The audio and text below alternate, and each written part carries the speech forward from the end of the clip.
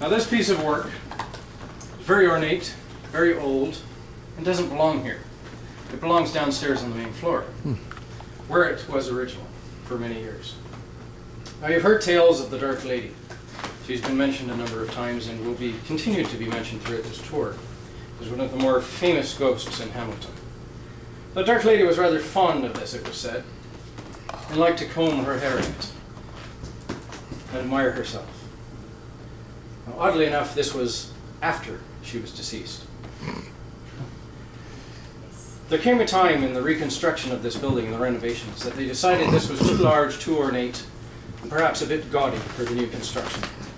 So they decided to move it from its location on the first floor up here for storage.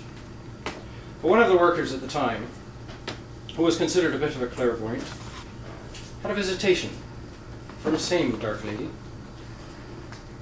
who made it very plain that this was hers and it was not to be moved. It belonged on the first floor and that's where it was to stay.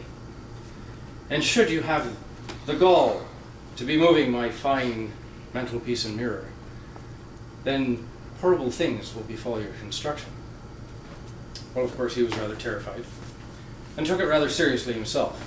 Went to the board of the building, explained what he heard, and you can imagine their faces as he was explaining it. They apparently took a vote on it. I think the vote was, he's a nut, we're not doing it. Yes. As you can imagine, any board of directors might do when some worker came in and said, I've had a visitation from a ghost. She says, don't move that. Well, of course, board of directors being board of directors, it was moved. And promptly, the water pipe above the first floor burst, flooding the first floor into an abyss of water.